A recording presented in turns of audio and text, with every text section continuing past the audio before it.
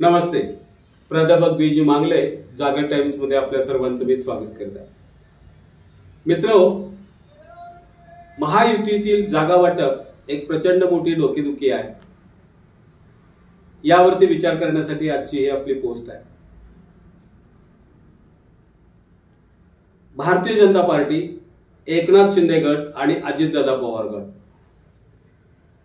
पहिला जो फॉर्म्युला होता तो 31, 13 आणि 4 हा जो फॉर्म्युला, या फॉर्म्युल्यानुसार भारतीय जनता पार्टी काम करण्यास तयार नाही. त्यांनी असं स्पष्टपणे सांगितलेलं आहे की एकनाथ शिंदे गटाला 1 आकडे आणि अजितदादा पवारांना 1 आकडे सीटा मिळतील. त्यांनी निवडून येण्याच्या क्षमतेवरती ह्या सगळ्या निवड झालेल्या आहेत आणि त्यांचा योग्य तो सन्मान हा आमदारकीला राखला जाईल. आता त्यांनी 2 पावलं माघार घ्यावं अशा पद्धतीची सूचना त्यांना केल्याचं, हे स्पष्टपणे केल्याचं माहिती आपल्यापर्यंत आलेली आहे. अर्थात आज संध्याकाळपर्यंत हे जागा वाटप होईल किंवा जास्तीत जास्त उद्या होईल, पण आज घडीला मात्र यातील शिंदे गटातील 4 खासदार मात्र आज ऑक्सिजनवरती आहेत. अशा पद्धतीने म्हणजे विद्यमान खासदार पण ते ऑक्सिजनवरती आहेत अशा पद्धतीची स्थिती आज दिसून येते. मित्र, ज्यावेळेला भारतीय जनता पार्टीनं म्हणजे देवेंद्र फडणवीस यांनी शिवसेना फोडली आणि त्या शिवसेना फोडून एकनाथ शिंदेना आपल्याकडे घेतलं, त्यांच्याबरोबर जवळपास 13 खासदार आले. या 13 खासदारांचं सगळ्यांचं आहे तसं पुनर्वसन पुन्हा करू, पुन्हा त्यांना तिकीट देऊ अशा पद्धतीची त्यावेळेला बोलणी झाली होती. त्यामुळे हे सगळे 13 खासदार फार निवांत होते. या सगळ्यांनी आपापल्या मतदारसंघात हे सगळे काम करत होते. तथापि आता जागा वाटपाच्या आणि नवीन 2024च्या निवडणुकीमध्ये आपल्याला पुन्हा लढायचं आहे ही सगळ्यांची जी इच्छा आहे. तथापि भारतीय जनता पार्टीनं 2 महत्वाच्या क्रायटेरियाने कसोटी नेमलेल्या आहेत. काय सांगितलेलं आहे त्यांनी? एक तर तुमचं मतदारसंघातील काम, तुमचा संपर्क आणि दुसरा महत्वाचा भाग म्हणजे तुमच्याविषयी जे सर्वेक्षण घेतलेलं आहे संपूर्ण टोटल राज्यातील 48 खासदारकीच्या मतदारसंघातील, त्यामध्ये तुमच्या सर्वेक्षणामध्ये तुमच्याविषयी असणारी जी मतं आहेत समाजाची आणि ते सर्वेक्षण काय सांगतं हा महत्वाचा भाग. या सर्वेक्षणानुसार तुम्हाला तिकीट आज द्यायचं किंवा नाही हे निश्चितपणे ठरणार आहे असं अमित शहानी सांगितलेलं आहे. खरं तर नुसतं तुम्हाला बरं वाटावं यासाठी तिकीट वाटप करणार नाही असंही त्यांनी स्पष्टपणे सांगितले. त्यांनी असं सांगितले की निवडून येण्याचा एकमेव क्रायटेरिया किंवा कसोटी ही फार महत्वाची आहे. तुम्ही केवळ म्हणजे महायुतीला तुम्ही पाठिंबा दिला आणि म्हणजे भारतीय जनता पार्टीला तुम्ही पाठिंबा देऊन तुम्ही इकडे आला, त्याबद्दल केवळ तुम्हाला तिकीट द्यावं अशा पद्धतीचा क्रायटेरिया असणार नाही. तर तुम्ही पुन्हा निवडून आलं पाहिजे. म्हणजे भारतीय जनता पार्टी आणि हे तिन्ही घटक पक्षांनी मदत करून सुद्धा तुम्ही अडचणीत आहे असं जर दिसत असेल तर आम्ही तुम्हाला तिकीट देणार नाही. तुमचा योग्य तो सन्मान राखला जाईल, तुम्हाला नाराज केलं जाणार नाही. पण तो आता नाही तर तो विधानसभेच्या वेळेला तुमचा योग्य तो सन्मान केला जाईल अशा पद्धतीची स्पष्ट आणि रोखठोक भूमिका अमित शहा यांनी घेतली होती. आतापर्यंत 2-3 वेळा बैठक झाल्या. या बैठकामधून फारसं काही निष्पन्न झालं नाही. अर्थात 34-35 वरती गेलेली भारतीय जनता पार्टी कदाचित खाली येईल अशीही परिस्थिती आहे. आणि एकनाथ शिंदे आणि अजित पवारने ज्या वेळेला परवाच्या दिल्ली वारीला स्वतः त्यांनी जायला नकार दिला, ते गेले नाहीत आणि आपली नाराजी अप्रत्यक्षपणे त्यांनी व्यक्त केली. अर्थात त्या तोंडावर त्यांनी प्रत्यक्षपणे त्यांनी नाराजी काय व्यक्त केलेली नाही, पण बोलवलेल्या बैठकीला हे दोघेही अनुपस्थित राहिले.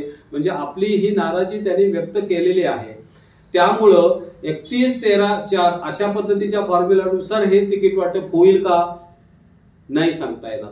कारण जे 13 खासदार आज याच्यातून आलेले आहेत भारतीय जनता पार्टीमध्ये शिवसेनेतून जे फोडून आलेले आहेत, या 13 खासदारांच्या पैकी 8 जण हे बऱ्याच सुस्थितीत असलेले आहेत आणि त्यातला 5 जण जे आहेत हे 5 जणांचा सर्वेक्षणाचा रिपोर्ट जो आहे हा यांच्या विरोधात जातो आणि हे सगळे एकनाथ शिंदेचे खासदार आहेत आणि यांच्या विरोधात जात असल्यामुळे यांच्या ऐवजी दुसऱ्याला तिकीट द्या. मग आम्ही म्हणतो ते भारतीय जनता पार्टीच्या माणसाला तिकीट द्या, पण निवडून येण्याला द्या अशा पद्धतीची आग्रही भूमिका अमित शहानी सांगितली होती. केवळ तुम्हाला बरं वाटावं आणि ते आलेच भारतीय जनता पार्टीला म्हणून त्यांना तिकीट द्या तसं चालणार नाही, तर ते निवडून आले पाहिजेत हाच एकमेव क्रायटेरिया आपण लावूया अशा पद्धतीची अमित शहांची बोलणी झाली. त्यामुळे अर्थातच एकनाथ शिंदे आणि अजितदादा दोघे जरी नाराज झाले होते, पण त्याच्यावरती त्यांनी सांगितलं नाही ठीक आहे परत आपण बघूया, पण आता या गोष्टीवरती आम्ही थांबवू. ज्या कोणत्या जागा आज अडचणीत आहेत एकनाथ शिंदे गटाच्या, त्या जागामध्ये सगळ्यात महत्वाची जागा होती ती म्हणजे प्रताप पाटील चिखलीकरांची बुलढाण्याची. प्रताप पाटील चिखलीकर हे सगळ्यात आधी एकनाथ शिंदेच्या बरोबर आले आणि एकनाथ शिंदेच्या बरोबर येऊन त्यांनी म्हणजे शिवसेना ही फोडण्यामध्ये त्यांचाही बऱ्यापैकी हात आहे. पण आज घडीला त्या ठिकाणचे भारतीय जनता पार्टीचे स्थानिक जे भारतीय जनता पार्टीचे कार्यकर्ते आहेत ते काय म्हणतात की प्रताप पाटील चिखलीकर इतके लोकमानसात जनमानसात हे फेमस नाहीत, तेवढे लोकमान्य नाही आहेत.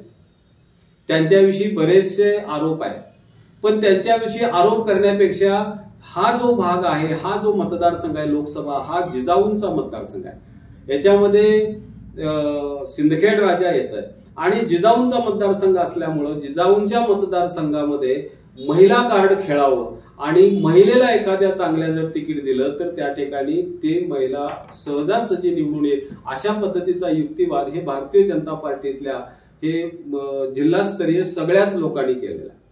परिणाम काय झाले की प्रताप पाटील चिखलीकर हे आज अडचणीत आले आणि एखादी महिला, आता प्रामुख्याने नाव सुचवलं जातं ते म्हणजे श्वेता महाले यांचं भारतीय जनता पार्टीकडून, आणि त्या प्रताप पाटील चिखलीकरांचा योग्य तो सन्मान नंतर करा, पण श्वेता महालेंना तिकीट दिला तर त्या निश्चितपणे येऊ शकतात निवडून. आणि आज सर्वेक्षण रिपोर्टमध्ये चिखलीकर, प्रताप पाटील चिखलीकर हे अडचणीत आहेत असं दिसतंय. त्यामुळं आपण श्वेता महालेंना तिकीट देऊन आपण निवडून आणूया. हा जो मतदारसंघ आहे हा मतदारसंघ जिजाऊंचा मतदारसंघ आहे असं आपण म्हणून समजू. जिजाऊंचा सन्मान केल्यासारखं होईल, महिलांचा सन्मान केल्यासारखं होईल, अशा पद्धतीची भावनिक आवाहन हे स्थानिक भारतीय जनता पार्टीच्या कार्यकर्त्यांनी केले. दुसरा जो मतदारसंघ आहे तो ठाणे लोकसभा मतदारसंघ. ठाणे लोकसभा मतदारसंघात आताचे जे विचारे आहेत या खरं तर हा मतदारसंघ म्हणजे मुख्यमंत्री एकनाथ शिंदेचा घरचा मतदारसंघ आहे. स्वतः त्याच्यामध्ये ते तिथं काम करतायत, त्यामुळं त्यांचा या सगळ्या परिसरामध्ये शिवसेनेच्या असलेल्या काळापासून आतापर्यंत प्रचंड मोठा जनसंपर्क आहे. त्यामुळं त्यांनी आपले जे आपल्या बरोबर आलेले जे शिवसेना सोडून आलेले जे आमदार खासदार आहेत या खासदारांना तिकीट सांगा, आम्ही सांगतो त्याला द्या, अशा पद्धतीची ठाम भूमिका घेतली. तथापि अमित शहानी सांगितलं तुमचे जे आता विद्यमान खासदार आहेत त्यांना ही परिस्थिती अनुकूल नाही, सर्वेक्षण त्यांच्या विरोधात आहे. त्याच्याऐवजी आपण असं करूया, गणेश नाईक की ज्यांचाही या मतदारसंघावरती मोठा वर्चस्व आहे, तुम्ही पॉवरफुल आहात, तर तुम्ही आणि गणेश नाईक दोघांनी मिळून दोघांच्या योग्यतेचा आणि दोघांच्या समन्वयाचा उमेदवार म्हणून संजीव नाईकना या ठिकाणी उमेदवारी देऊया. ती सीट आपल्या दृष्टीनं अतिशय सोयीचं ठरेल आणि सहजासहजी निवडून येईल. अर्थात एकनाथ शिंदे या गोष्टीवरती लगेच राजी झाले नाहीत. त्यांना आपल्या बरोबर आलेल्या माणसांचं हित राखणं आणि त्यांना मी निदान तिकीट दिलं अशा पद्धतीची तरी भूमिका माझ्याविषयी असावी यासाठी त्यांनी त्याला मान्यता दिली नाही. पण ही बाकी गोष्ट अमित शहानी त्यांना स्पष्टपणे सांगितले, निवडून येणं हा एकमेव क्रायटेरिया फार महत्वाचा आहे. पुढचा जो लोकसभा मतदारसंघ आहे तो नाशिक मतदारसंघ आहे. नाशिकमध्ये हेमंत गोडसे विद्यमान खासदार आहेत. खरं तर नाशिक परिसर हा पंचवटी किंवा नाशिक परिसर हा आध्यात्मिक आहे आणि या आध्यात्मिक परिसरात तशाच पद्धतीचा उमेदवार दिला जावा ही भारतीय जनता पार्टीच्या स्थानिक कार्यकर्त्यांची, नेत्यांची, सगळ्यांचीच मानसिकता आहे. या नाशिक मधल्या 6च्या 6 लोकसभा विधानसभा मतदारसंघातील बहुतांशी आमदार जे शिवसेना गटाचे आहेत आणि भारतीय जनता पार्टीचे आहेत ते सुद्धा असं म्हणतात की या ठिकाणी एखाद्या आध्यात्मिक व्यक्तीलाच हे तिकीट देणं हे जास्त सोयीस्कर होईल हेमंत गोडसेंच्या पेक्षा. त्यामुळं शांतिगिरी महाराजांचं नाव पुढे आलं आणि आज शांतिगिरी महाराजांनी सुद्धा आपण निवडणूक लढवण्याची इच्छा व्यक्त केलेली आहे. ते जर भारतीय जनता पार्टीने तिकीट दिलं तर मी निश्चितपणे निवडणूक लढवेन अशा पद्धतीची हे भावना त्यांनी व्यक्त केल्या असल्यामुळं हेमंत गोडसे जे शिवसेनेतून एकनाथ शिंदेच्या बरोबर जे आलेले आहेत ते आता अडचणीत सापडलेत असं म्हणायला हरकत नाही. पण एकनाथ शिंदे हे त्यांच्यासाठी बऱ्यापैकी किल्ला लढवतात हे सुद्धा महत्वाचं आहे. त्यानंतर जे महत्वाची सीट आहे ती कोल्हापुरातील सीट आहे. कोल्हापुरात संजय मंडलिक हे विद्यमान खासदार आहेत, मोठ्या मताधिक्यानं ते निवडून आलेले आहेत. पण आता काय झालेलं आहे की चालू महाविकास आघाडीतून छत्रपती शाहू महाराज हे स्वतःच उभारणार असल्यामुळं आणि कोल्हापूरवर त्यांचं बऱ्यापैकी असा नावलौकिक आणि त्यांच्याविषयीची चांगल्या भावना असल्यामुळं कोणत्याही वादात न पडणारी व्यक्ती, पण समाजाला आणि सर्व धर्म समभाव मानणारी व्यक्ती अशी ती शाहू महाराज आहेत, ही भूमिका असल्यामुळं त्यांच्या विरोधात हे उमेदवार चालणार नाहीत अशा पद्धतीची हाकाटी त्यांच्या विरोधात काही जण करतायत. संजय मंडलिक हे त्यांच्या विरोधात असंही म्हटलं जातं की ते धडाडीनं सगळीकडे धावपळ करून काम करणारे खासदार आहेत, असं नाही आहे. ते शांत आहेत, ते एका ठिकाणी बसतात, कुठे धावपळ करत नाहीत, अनेक गावांना त्यांचा संपर्क नाही, अशाही पद्धतीचं बोललं जातं. पण या ठिकाणी स्थानिक जे पालकमंत्री आहेत, आज अजितदादा पवारांच्या गटांचे जरी असले तरी हसन मुश्रीफ साहेब हे प्रचंड उद्योगी, प्रचंड क्रियाशील असे आहेत. सकाळी 6 वाजल्यापासून ज्यांचा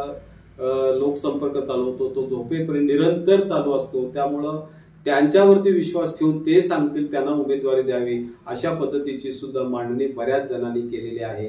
तथापि भारतीय जनता पार्टीचं सर्वेक्षण मात्र वेगळंच सांगत आहे. त्यांनी असं सांगितलं की संजय मंडलिक साहेबांना तिकीट हे आपण ती सीट अडचणीची आहे, त्यांना ती देण्यात येऊ नये.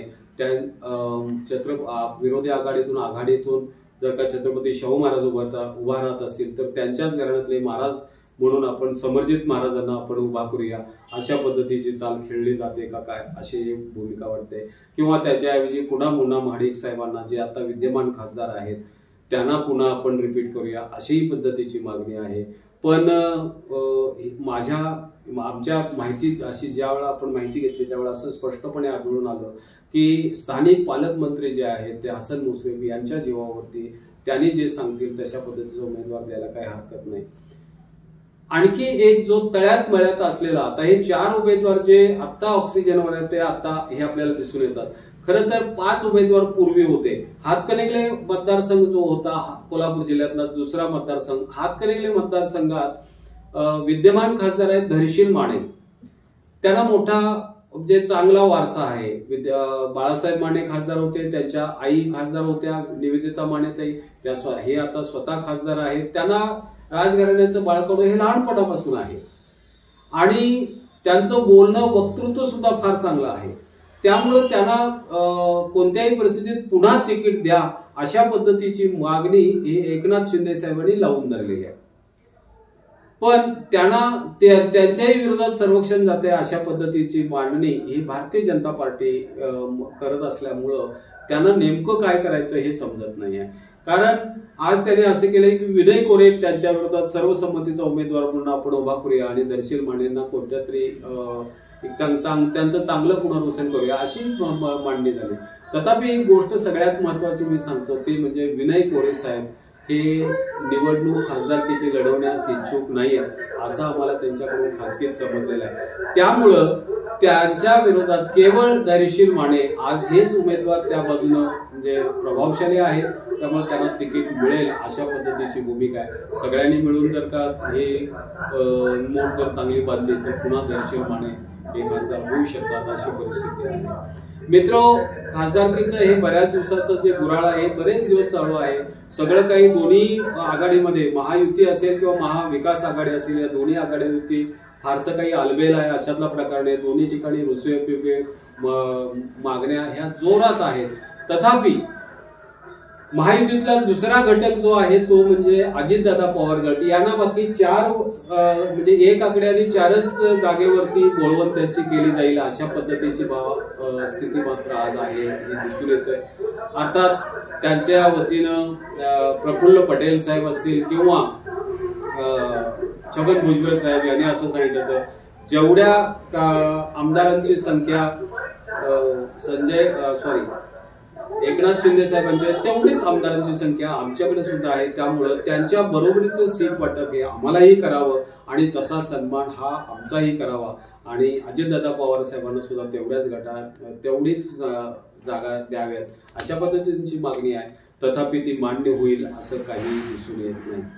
आज घडीला ह्या सगळ्या जागा वाटपाच्या याच्यामध्ये जागा वाटप स्थानिक स्तरावर तर होणार नाही, हे अमित शहांच्या सांगण्यानं शेवटी दिल्लीमध्येच होईल. ते आज संध्याकाळी होण्याची शक्यता असेल किंवा जास्तीत जास्त उद्यापर्यंत. पण याचा एकदा तोडगा हा आज संध्याकाळी व उद्या कुठल्याही परिस्थितीत पडेल. मात्र हे जे अजितदादा पवारांचे केवळ 4 जागावर बोलवण केले जाईल आणि शिंदे गटाची सुद्धा कदाचित असं एकंदरीत चित्र दिसतं की 8 ते 9 जागेवरच बोलवण केली जाईल. अर्थात निवडून येण्याचा क्रायटेरिया हा महत्वाचा मानलेला आहे भारतीय जनता पार्टीने. बघूया आपण काय होतं ते. हे होतं राजकीय विश्लेषण या महायुती आघाडी अंतर्गत शिंदे गटातील उमेदवारांचं, प्रामुख्याने शिंदे गटातील उमेदवारांचं. धन्यवाद. माझा हा व्हिडिओ आपण लाईक, शेअर आणि सबस्क्राईब करावा.